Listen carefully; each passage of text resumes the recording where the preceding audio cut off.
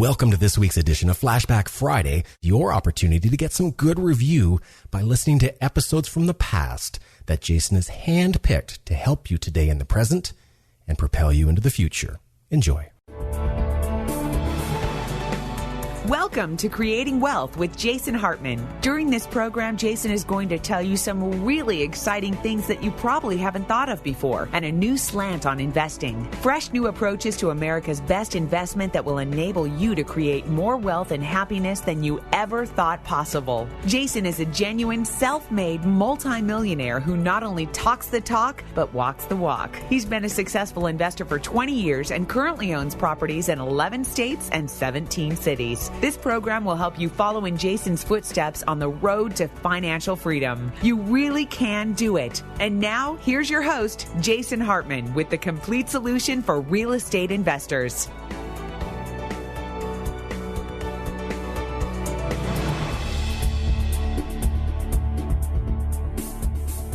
Welcome to the Creating Wealth Show. This is your host, Jason Hartman. This is episode number 295, and we are just returning here from our Meet the Masters event in Orange County, California, and we'll share some great stuff with you on future episodes from that excellent event. But thank you so much to all of you that flew out for it. It was our biggest Meet the Masters event so far, and we had people from all over the country, and it was just a great weekend. A lot of good learning, and I think all of you really enjoyed my new puppy, Coco, who was there, who you may be actually hearing in the background. She's kind of whining right now.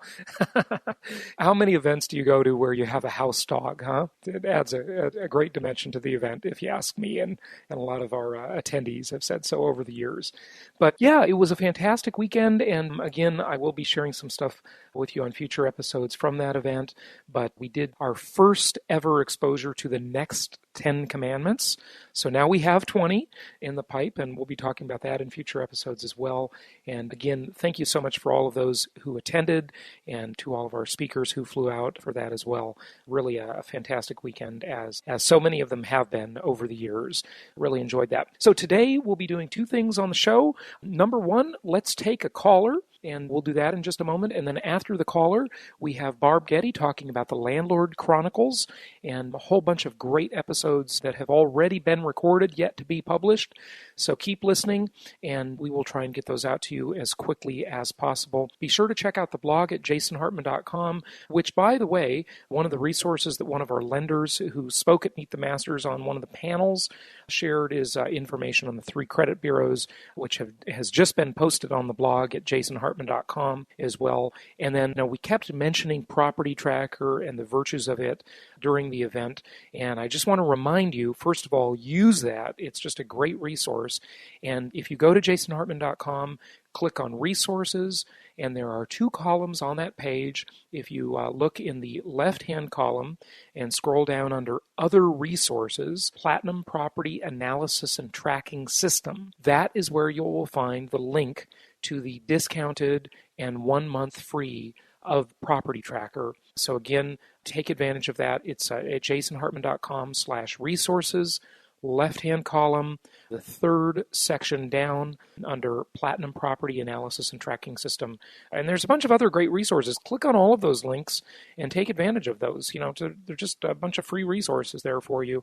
So be sure to avail yourself of those things. So now let's go to a caller, and then we will be back with Barb Getty for the Landlord Chronicles.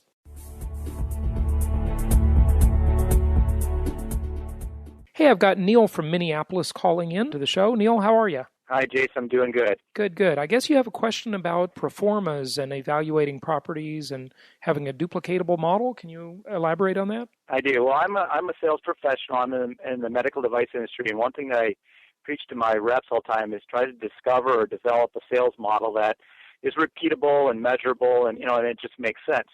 And since I've been listening to you, I have purchased the Property Evaluator and the Property Tracker, and I do use those, but I was wondering, is there any other software or tools that you would recommend?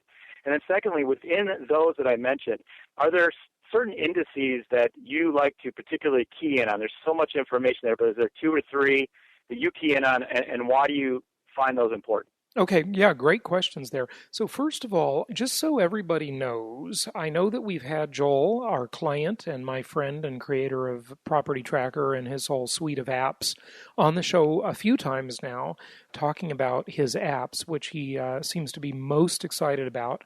I just want to let everybody know that I use the desktop version of Property Tracker, the good old-fashioned web-based version. It was his very first product, and I just like it better on the desktop. Some people like to use apps.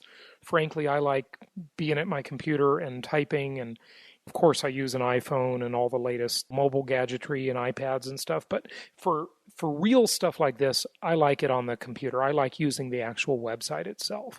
So there are several different products he has, but he does use the same proforma for all the products. And that is the one that I like to look at is the one-page performance projection. And since we're talking about that now, before we talk about the rest of the things you can do to make your real estate investment business duplicatable, let's maybe just look at a proforma here, since you had that question too, and then I'll answer a little bit more about your duplicatable and other tools question. But I've got one up here, and this is a property in actually Indianapolis that I posted on my Facebook page yesterday. And you ask about what numbers do I key in on? Well, first of all, if you just kind of get used to this one-page document, which is the one-year performance projection, then there's really not that much on here when you get used to it. I know it may look like a lot at first. There's probably, a couple dozen things on here, but you sort of get used to it, and where you can just look at it, it's like looking at the back of your hand, right? You get really accustomed to it. But the things I key in on are cost per square foot. So, for example, this house that I posted yesterday, I couldn't believe how good a deal it is. And I just bought another one in Indianapolis myself with a client of ours. And I don't know, I think this one's a better deal than what I bought. But, I don't always get all the best ones. Sometimes our clients do. This one was only $32 per square foot. It's a $78,000 house built in 2002. And by the time you hear this message, folks, it's not going to be available. Okay, I'm just going to warn you, but it's an example. And the projected rent is $11.95. And then you look at cash flow, and these are all the numbers in bold. Originally, Joel did not have these numbers in bold. And later, per actually my suggestion, I'm glad to say I had a hand in it and influencing him, he made these numbers print out in bold on the projection. So cash flow here is a good indicator, $443 a month or just over $5,300 per year. And then I go over to the next column, the right-hand column. And there, one of the things that is not in bold that is sort of interesting is the DCR, or debt coverage ratio. And on this property, the debt coverage ratio is like a good indicator for really conservative people who are using financing to buy properties, because what it tells you is it really shows you how not to get in trouble. I mean, should there be another big downturn, should the economy really hit the skids again, which, I think it certainly could, but I think the next time it does, it's going to be hitting the skids in a whole different way than it did a few years ago.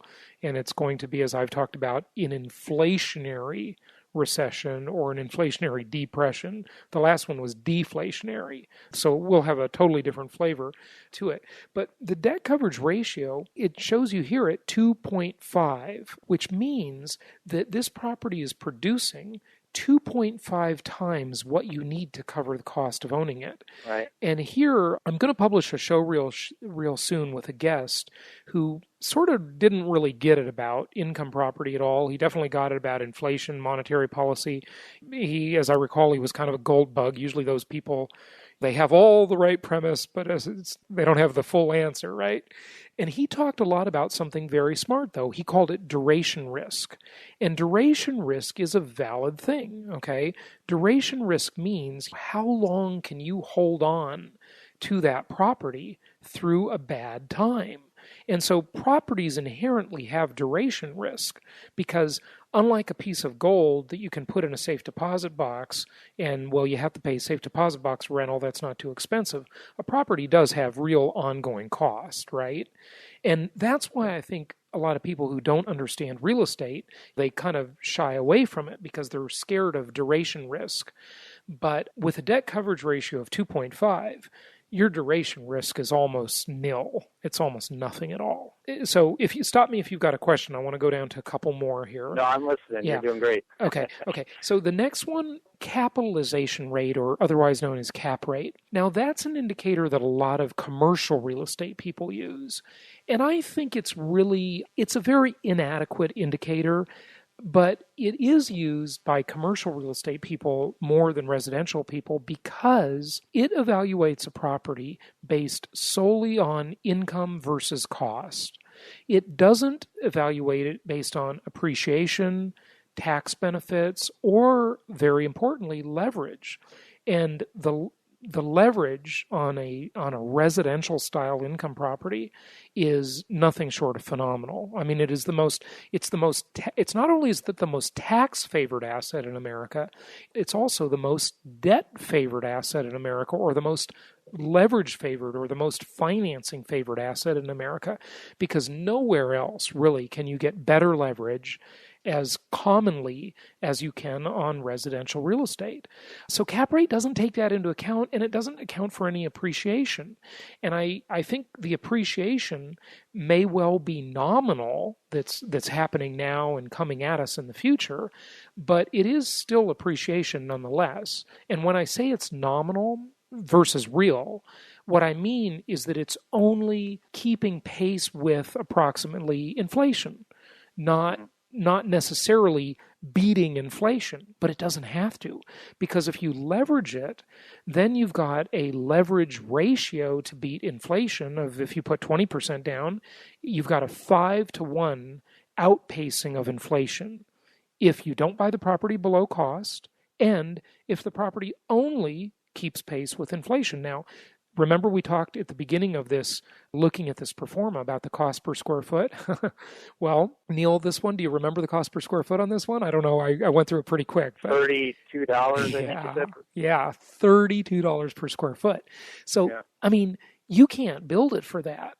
And right. By the way, I just got insurance for my entire portfolio, and they said that the lowest they will allow you to insure any house for is $65 per square foot, because they said, look, there's no way we can rebuild it for less than that. And the reality is they're probably going to pay $85 a square foot to rebuild it, and that won't include land. But the land doesn't. I actually thought it was higher. I talked to a builder, and he told me $120 a square foot. Well, if you're in the Socialist Republic of California, you're any place where there's big government restriction and a lot of liberals running the government, the cost will always be higher in those places. Yeah. But really, I don't think you can build a house much of anywhere for less than about $75 a square foot plus land cost. Here, you can buy this one for $32 a foot, including land. So it's only 10 years old. So that's one of the lowest I've ever seen. I don't think I've seen below $45 a square foot. So when you look for a rent to value ratio, you look for something that's above 1. That's kind of a goal. And we're seeing 1.5 to 1.8 is fairly common. It seems to be sliding down. It is sliding down, no question. The deals, look, I'm gonna announce again, Neil, like I've said on the past few shows, the deals are getting worse. Yeah. Okay? I'm not kidding, folks. If there ever was an urgency, you need to have it, because the deals just aren't as good as they used to be. I mean, look, whether it's a real recovery or a fake inflation-induced recovery, the fact is prices are going up, and rents never keep pace with price increases historically. The rents always lag the purchase prices. So the deals are getting worse. They're getting a lot worse. So get off the fence and get in, folks. That's my advice. So another question for you. I bet there's a lot of your listeners are like me. I own 6 rental properties. I have 2 that I'm working on right now. I'm trying to get to 10 by the end of the year, if that's even possible. But I hear this term, do your due diligence. And I know what that means to me and what I do, and I'm wondering if I'm doing my due diligence, if that definition. I call up the local market specialist. I call up the local property manager. I do go on Trulia, and I will do a search and kind of to see what the area looks like. But where else and how else do you do due diligence? Okay, well, hang on, okay, because I want to finish this, okay? And the pro forma part is almost finished. So let's just talk about the pro forma. Let's answer your other questions about systematizing your business so it can be repeatable and duplicatable. And then due diligence is a really big subject, but, I'm happy to talk about it. So next, we go down to cash-on-cash return, or CCR. Now, on this property, the cash-on-cash return is projected at 14%. And by the way, I said projected again. Understand that all of this stuff is a projection. Even when the property is pre-rented, which many times our properties are pre-rented, and there's been a tenant in there for 3, 4, 5 months paying the rent. But it's still a projection because maybe the cost will go up. Maybe it'll be higher than was projected. Maybe the tenant won't pay the rent 2 months after you buy it, or they'll cut you short by $200. So everything's a projection. Just understand that.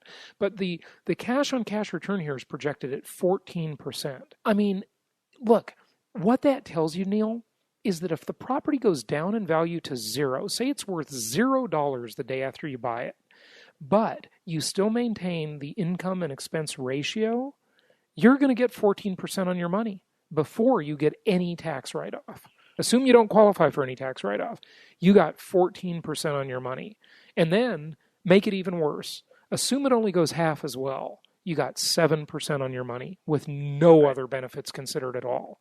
So cash on cash is a really, really nice way to look at the sort of doom and gloom, like worst case scenario. Just run the property, manage it, create that income, maintain those expenses, and there's your cash-on-cash return. You got it.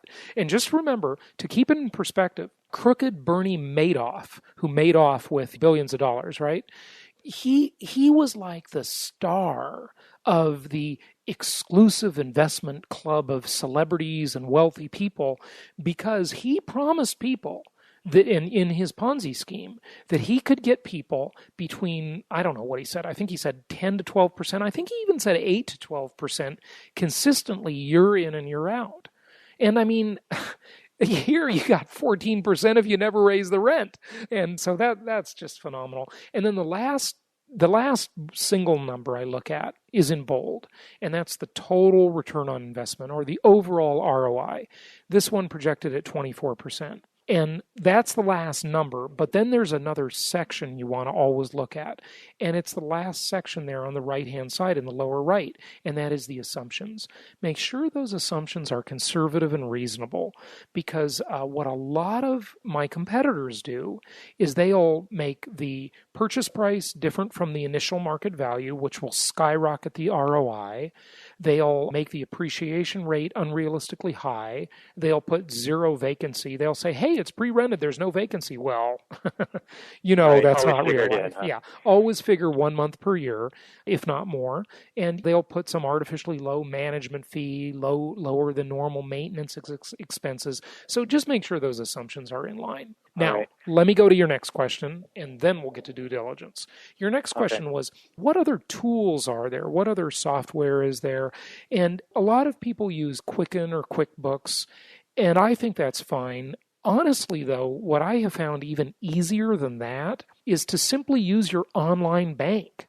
Now, my bank, I bank with one of the big banks, and I have numerous accounts with them, and I bank online. And one thing I do with all my lenders is instead of paying their mortgage payment online, I have them auto debit from my account. I tried it the other way at first, but I didn't like it because I found that things would adjust and the escrow or the impound account would adjust.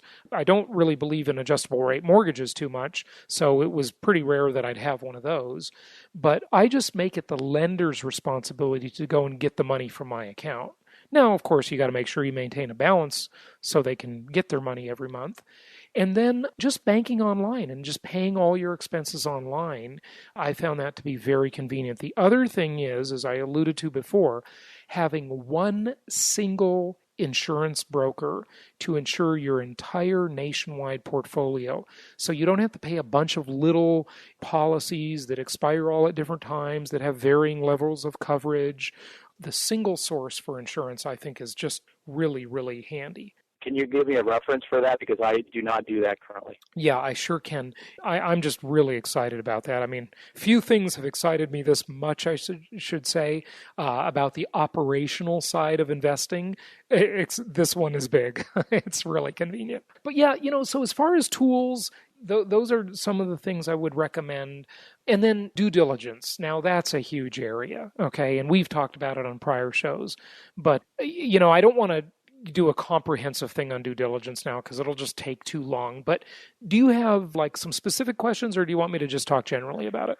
Well, you can take whichever direction you want, but like I said, I call the property manager, I call the local market specialist. I'll even go as far as calling a sales rep that works for me in the area to give me his opinion.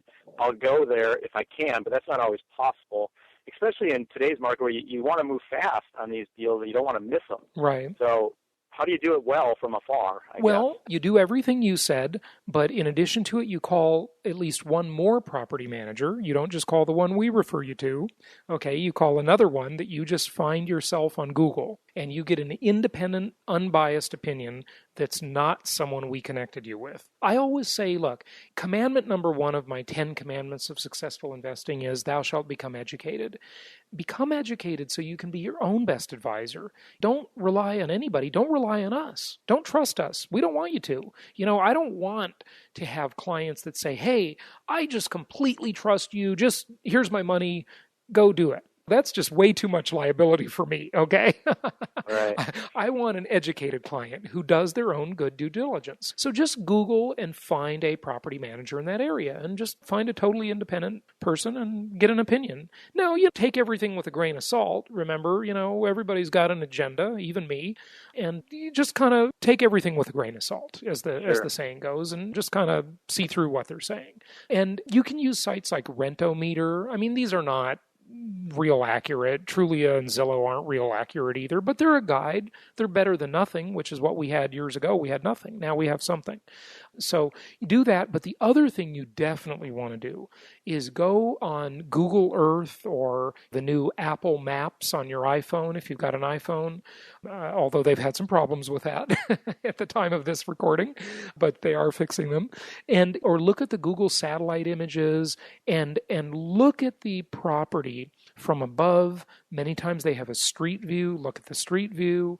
When you look at the property from the air, look around and see and ask yourself, do you see any train tracks? Do you see what looks like a big building with fences around it? It might be a prison or a jail, right? Do you see anything that looks like a garbage dump or a landfill? What do you see? And do you see shopping nearby? And do you see conveniences in the neighborhood and so forth? Those are things that I would look at as indicators. Now, all of that said, does it mean that you couldn't get a good deal next to a prison? No, you might get a great deal, But most people listening don't want to buy a house next to a prison, right? Because that could imply danger. Most people don't want to buy a house next to a railroad track, although certainly you could get a great deal by a railroad track. As long as everything is priced into the deal, then everything's a good deal at the right price. But you want to know what you're getting into. And so definitely the satellite images and the street view, very, very nice tools that we have nowadays that you didn't have before. I want to announce something also on the show for the first time. I've never talked about this before that I can remember.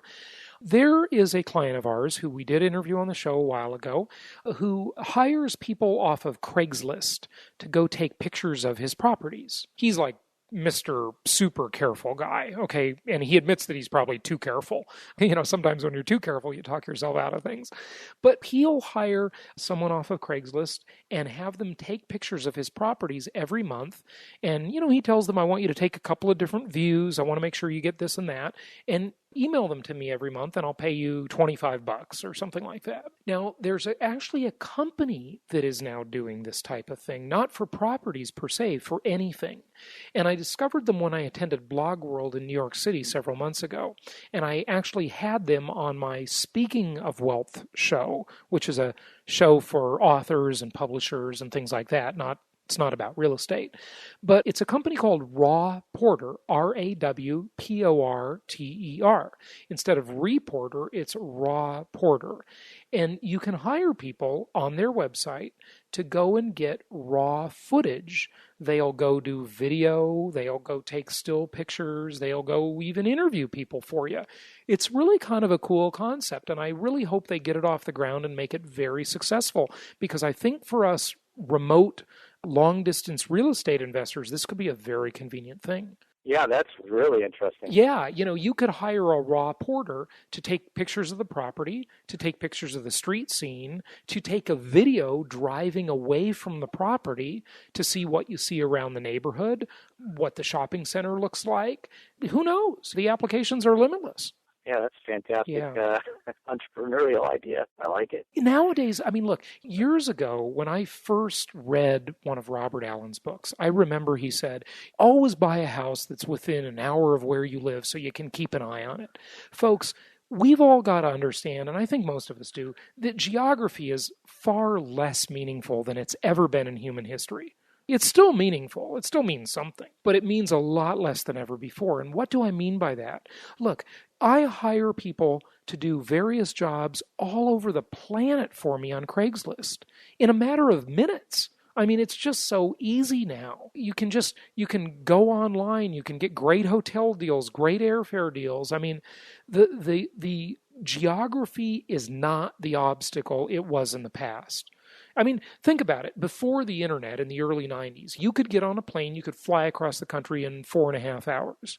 And you could do that as of the 1950s. And it's still about the same amount of time now. But what was it like before that? Well, you'd drive across the country, it'd take you a week. And before that, you'd take a stagecoach and you might not even live through the journey. It would take you months and months and months.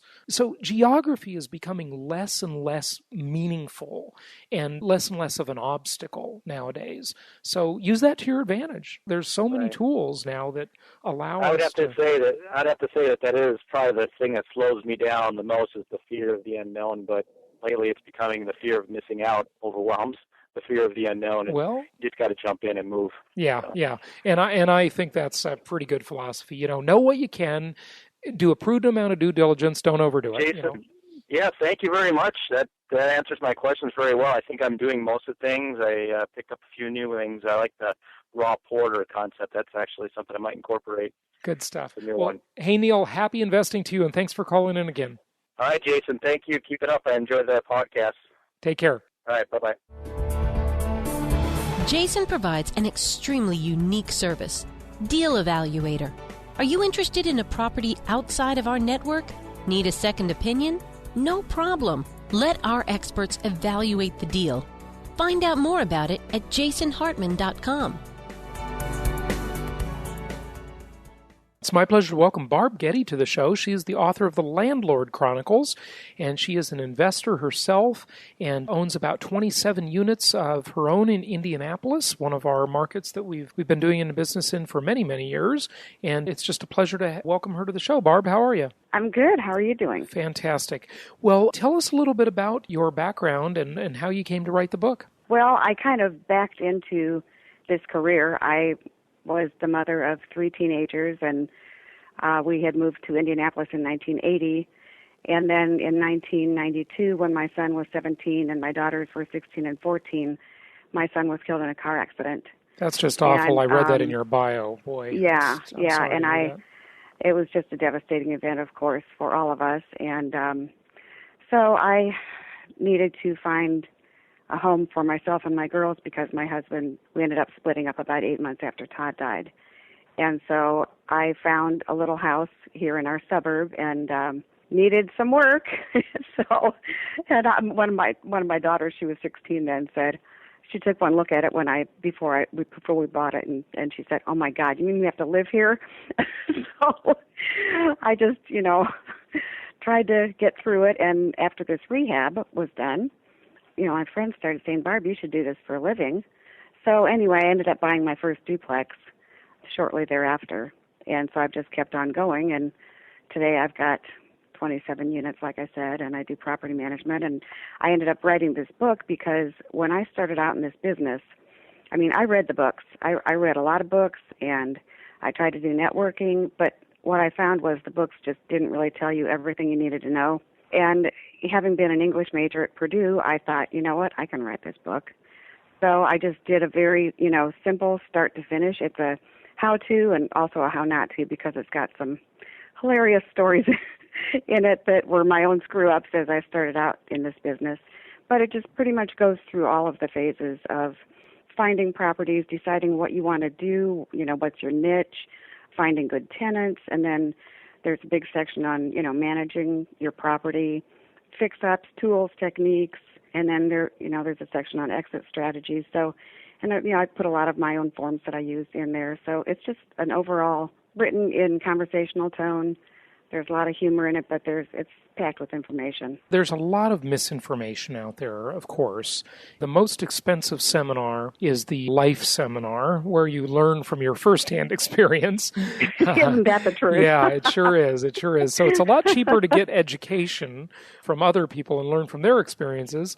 But you got to be careful because there's just a lot of people hawking a lot of junk out there that's just not really true and not really the real thing.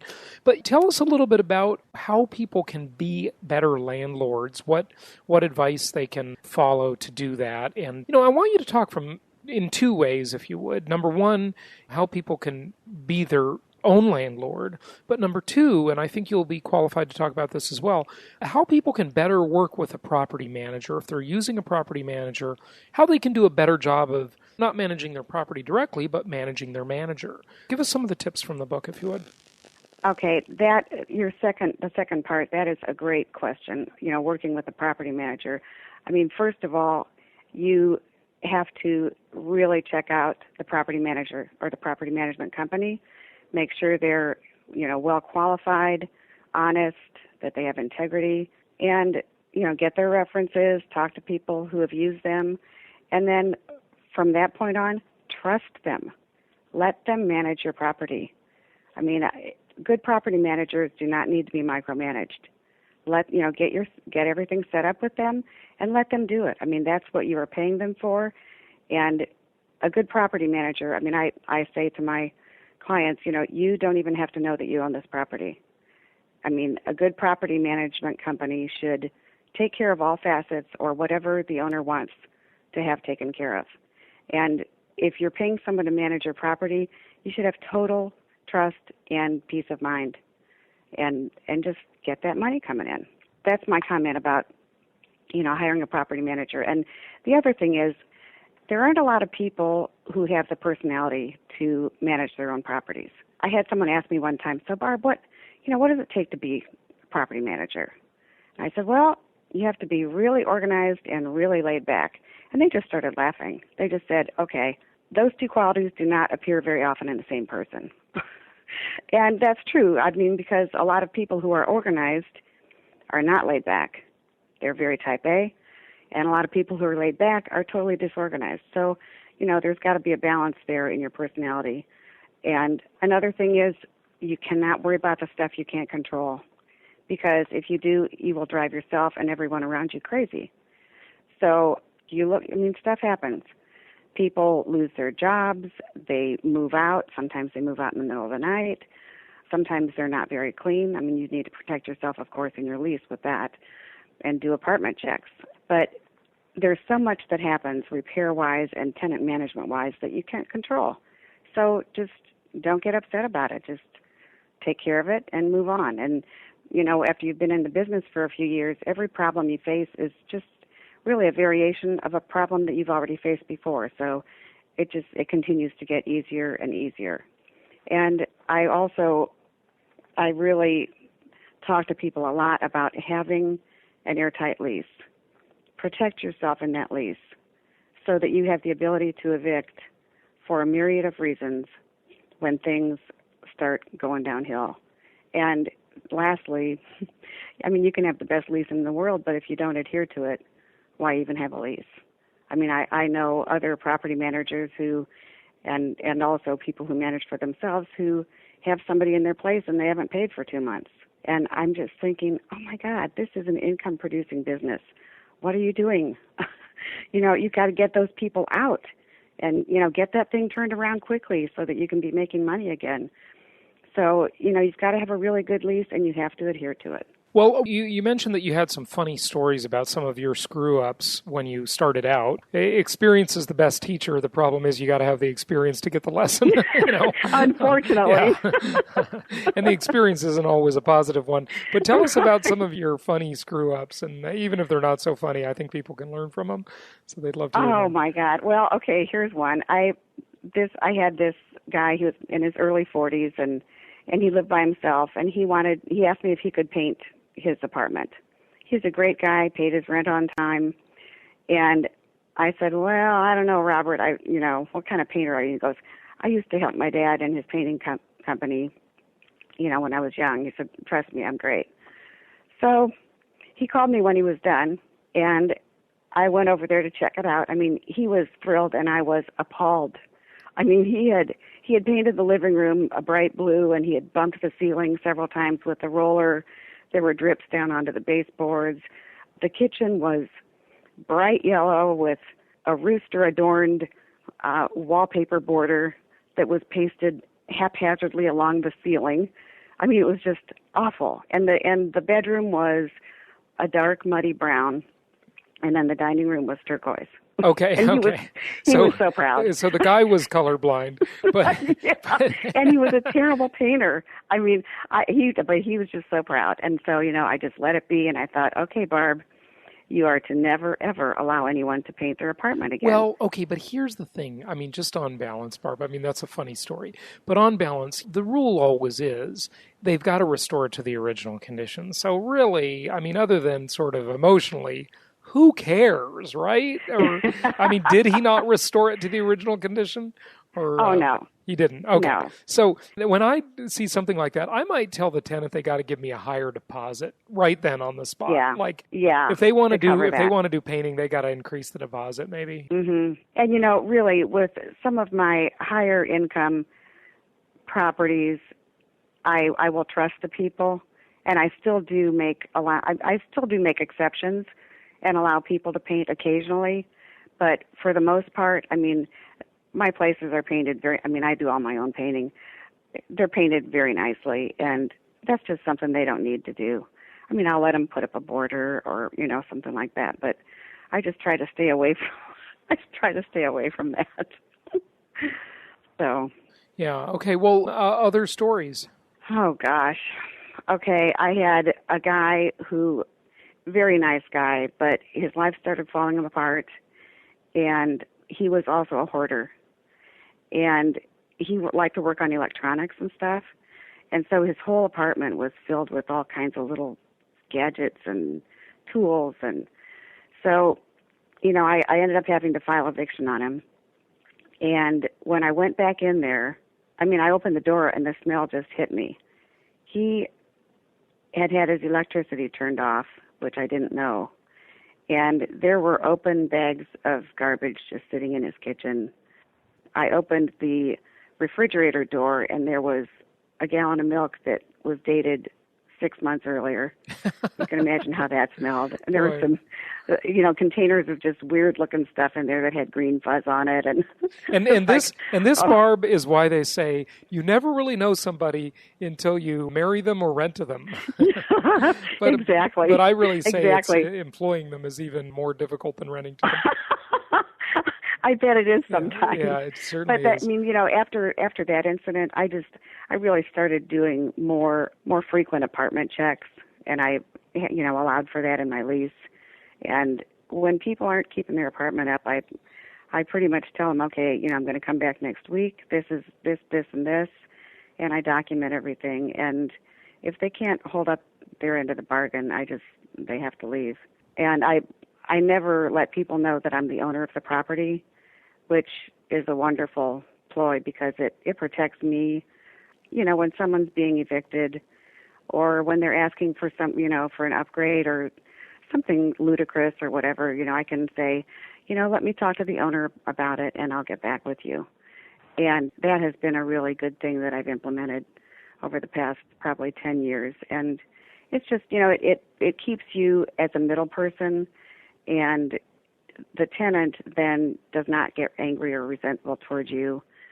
And when they're behind in their rent and you know that they have to go, I can just come back to them and I say, I'm sorry, I'm going to have to file eviction on you. Well, did you talk to the owner? I said, yes, but, he's just not willing to let this go any longer. I'm so sorry. And then I usually just try to bribe them out. And they usually figure out, a lot of times they figure out a way to pay. A lot of that's sort of a game of chicken, frankly. Yes. They think the owner's not going to really do anything. So that's why as a landlord, you got to be strict. The rules are the rules. Your mortgage company, they want their payment no matter what. Yep, you got to collect your rent no matter what. But I find it interesting, Barb, that in Chapter 3 of your book, The Landlord Chronicles, you've got a chapter about the F word, and the F word is financing.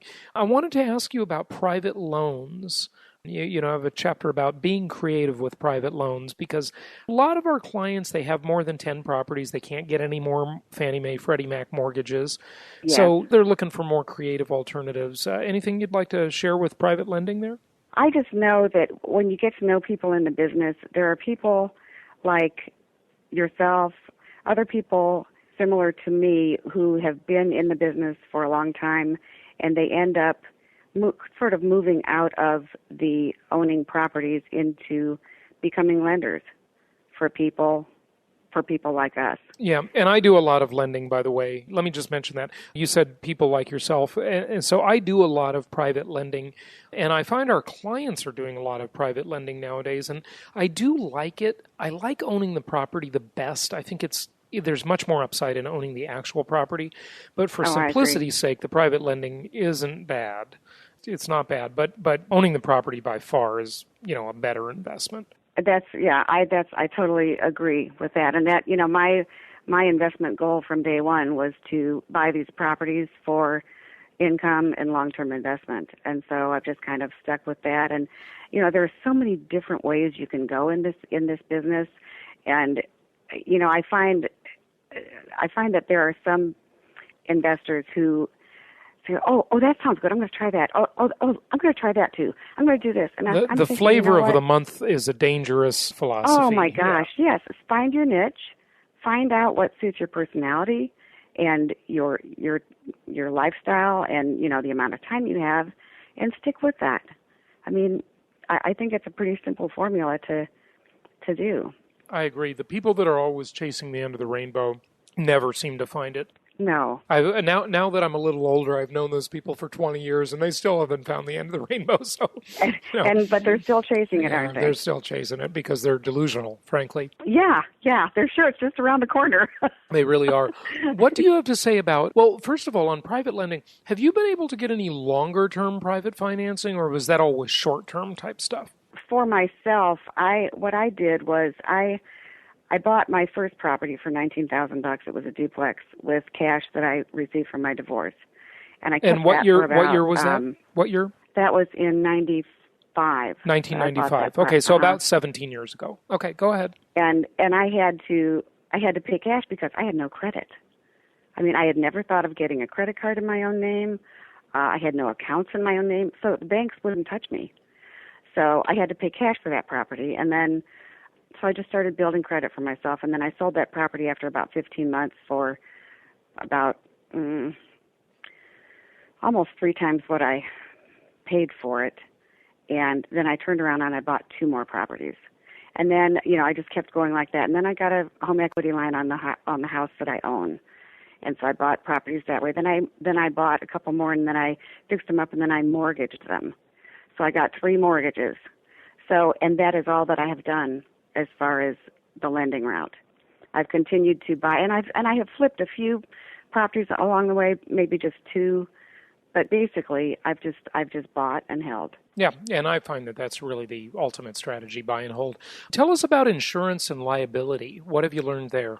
Oh, well, you have to really protect yourself. I mean, I had a major fire at one of my places one time, and I was sitting here on my couch having a glass of wine with one of my friends, and got a phone call, and I heard sirens in the background, and it was my tenant saying, "Barb, the house is on fire." So I went, and one of the units was totally destroyed, and thank God I had it well insured, because, everything was paid for, and also like with liability. I mean, I've never even been threatened with a lawsuit in these 17 years. But and you know what? I just want to make a comment on that. Folks, same with me. I tell you, there are too many lawyers and there are too many promoters out there that are promoting, and they're not even law firms. They're these firms that are promoting all these entities. They'll sell you $15,000, $20,000 worth of LLCs and corporations and trusts and all this junk. I can't say that's bad, but I can say a lot of these companies are bad because I totally agree. I have been in litigation in my businesses, but I have never litigated over like a landlord-tenant thing. That I find that liability is easy to insure around. It's totally overplayed. People talk about the slip on the banana peel. I don't know anyone that's ever happened to. And by the way, I had a small fire in one of my properties recently, and it's no big deal. Now the tenant caused that one, so I don't know. Was yours? Did you have any responsibility for that fire, or did the tenant cause it? Well, I had evicted a person out of that unit, and he had a space heater in there that was faulty, and so it started with the space heater. So, was that your fault? Did someone determine that to be your fault? No, it wasn't. It wasn't my fault. But I never saw that kid again. He left. He just left, and so my insurance people just took care of it. Yeah. Okay. Good. So have good insurance. Anything you want to mention on having good insurance? I totally agree with you. I mean, really, if you treat your tenants with respect, which I always do, even when they don't deserve it. Some of my tenants, have been less than stellar. But if you treat your tenants with respect, no one is going to sue you. So you just get, like you said, you protect your properties, make sure that they are well maintained, and you're going to be fine. We'll be back in just a minute. What's great about the shows you'll find on jasonhartman.com is that if you want to learn about investing in and managing income properties for college students, there's a show for that. If you want to learn how to get noticed online and in social media, there's a show for that. If you want to know how to save on life's largest expense, there's a show for that. And if you'd like to know about America's crime of the century, there's even a show for that. Yep, there's a show for just about anything. Only from jasonhartman.com. Or type in Jason Hartman in the iTunes store.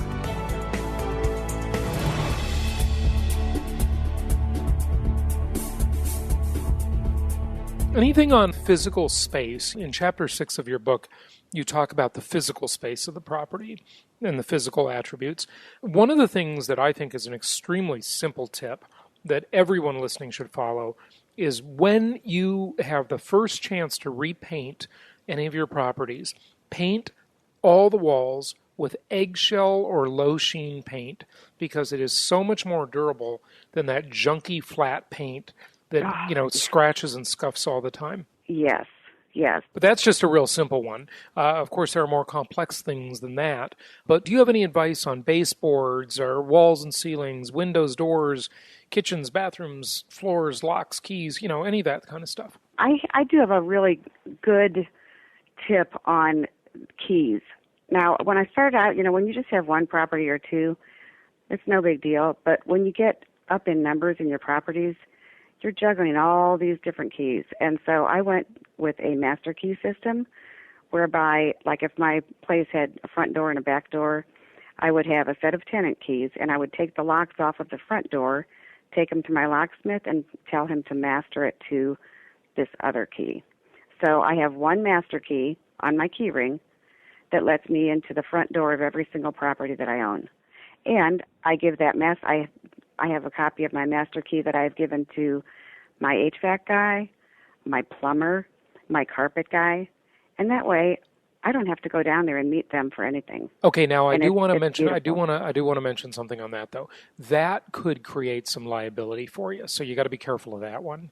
So number one is those people. You really had better trust them, know that they're insured, bonded, etc. Because you don't want to be giving keys out to your tenant's house to just anybody. Right. Right. My carpet guy's been with me for 15 years. My furnace guy's been with me for 15 years. Yeah, I would never give it out to anyone that I didn't really know, very well. So, but yeah, it's so much easier to just have one key that lets you into all of your properties. As far as space, a comment on flooring. I prefer carpeting in the main rooms aside from the kitchen and bath, because it is quiet, it's warm. I prefer that over wood or laminates just because of the noise factor. Now, are these two-story apartments you're talking about? A lot of mine are two-story. I do have some one-story. But you have a different tenant below than you do above, right? And so if you Correct. had a wood floor above, or tile, it would make a lot of noise below unless you have a really newer, high-quality construction type building or whatever. Right. Yeah. Exactly. I just had one of my kitchens. I had ceramic put in there, and I mean that, of course, is very durable, but it's kind of costly to put in. A lot of my kitchens have just vinyl.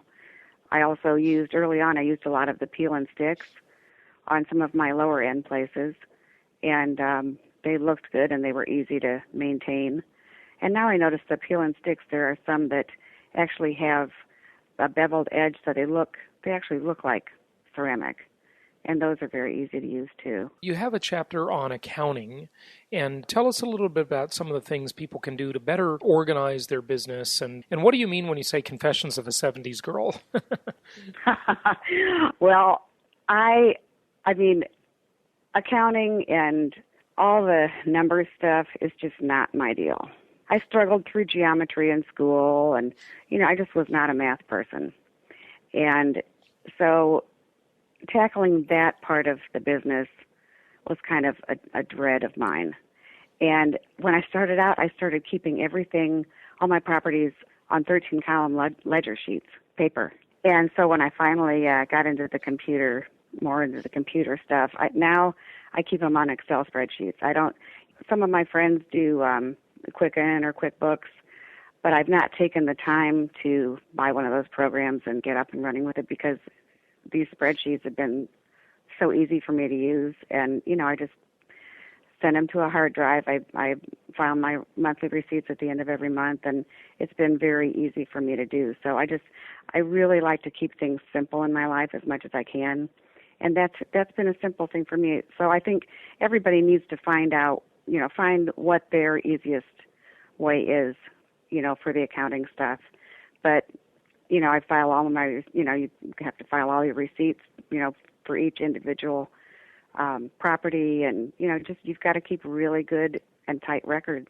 So I can't stress that enough. Yep, you sure do. What would you say about real estate investing and what some of the benefits are? We've talked certainly about a lot of the problems, but what are some of the benefits, and what do you think about where we are right now in the market cycle?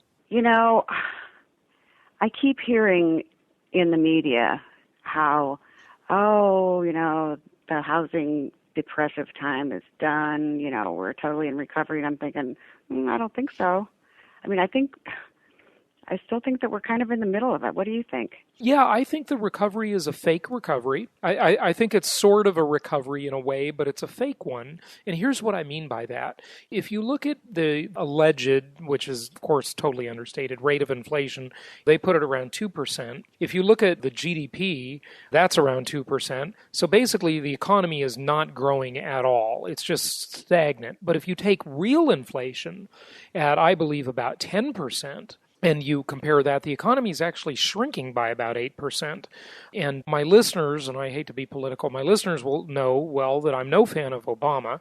And one of the things I just learned today. I hear you. Okay, well, you agree. Everybody in business who actually. Yeah. There's very rarely an Obama fan in business, so I feel pretty safe saying that. But I know there are a few out there, so I apologize in advance. But here's one of the things I just learned, actually, and this is kind of an amazing statistic. For every job created under the Obama administration, not necessarily giving them credit, but, it's the economy's created these jobs, right? 75 people went on food stamps at the same time. So I think overall, yeah, I mean, isn't that unbelievable? For each job, 75 more food stamp recipients. And, of course, that's a way to build in your permanent voting block, give people stuff. But, I mean, I think the population is getting poorer, and I think we ain't seen nothing yet. I think the population's going to get a lot poorer, but the deception's going to be this. It will feel like there's a recovery, just like it does now, because the stock market could even go up or at least hold its own, which it's not lately, obviously, but, it might. And real estate prices could go up. But the question to ask oneself is, are those prices in real dollars or nominal dollars? Are they adjusted for inflation? And if inflation is higher than appreciation, stocks, or what other investments are paying, or GDP, people are getting poorer. The economy is getting smaller, and I think that's happening. And so I think what we're going to see, and you may have seen this already over the last 17 years in owning your real estate, but I think we're going to see it a lot more, and it's this. We're going to see a lot more people moving down. We're going to see a lot lower homeownership rate. If you talk to your tenant 5 years from now, this tenant of the future, it's 2017, say you have a conversation with your tenant, I guarantee you could have a lot of conversations like this. Oh yeah, what's your story? Ask them about their past. And they'll say, oh yeah, we used to live in a house that was twice this size, in a nicer neighborhood, and we owned it. Now we rent it from you, it's half the size, and it's not as nice a neighborhood. But that's the way people are going to slide down the economic ladder, in my opinion. And I think it's just happening all around us. Right, and they will just try to make it work. They're just going to try to make it work for themselves because they're probably fearful, and they do have less spendable income. And I think that's going to continue. I mean, it's good for those of us who are investing in real estate. It's great for landlords. Rentals are going to abound, and rental prices have continued to go up. So it's great for us, but not so great for our country. It's not so great for the country, but I'll tell you the other big thing that's actually great for us, and that is the student loan debt crisis. I mean, student loan debt now is over $1 trillion with a T, $1 trillion. And it's never been so high. And let me tell you something. These Gen Y kids that are coming right into their prime renting years, they're not going to be able to buy a house for a long, long time. And they're going to be renters, and they're going to be renting from us. And especially if you own single-family homes, I think that's kind of a really unique opportunity. And I own both. I have apartment buildings and single-family. But the single-family is kind of unique because when someone wants to feel like they own a home, they're going to want to rent a single-family home. Yes, and they will take good care of it. Yeah. So I think homeownership is going to be long put off by this generation, and it's not going to be by choice, but at least we're here as landlords to serve them, and that's what we do. So, and there are good landlords and bad landlords, of course, but I think the future is really strong for those of us who are investing, especially in the single-family homes, like you said. I do too, no question about it. Well, hey, Barb, people can get the book, of course, on Amazon.com, and you have a blog as well. Do you want to give out your blog web address? Sure. The blog address is www.thelandlordchronicles, one word, lowercase, .com, thelandlordchronicles.com. And they can buy my book through my blog, and my blog just has a bunch of posts on it that are of value to people who are investing or people who are landlords themselves. Yep, so. Great. And on Amazon, it's available on the Kindle format as well, so I commend you for doing that. The book, the full title is The Landlord Chronicles, Investing in Low and Middle Income Rentals. Barb Getty, thanks so much for joining us today. Thank you so much, Jason.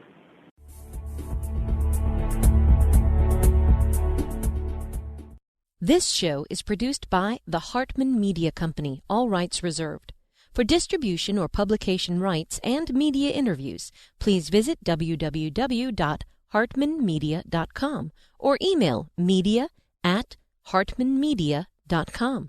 Nothing on this show should be considered specific personal or professional advice.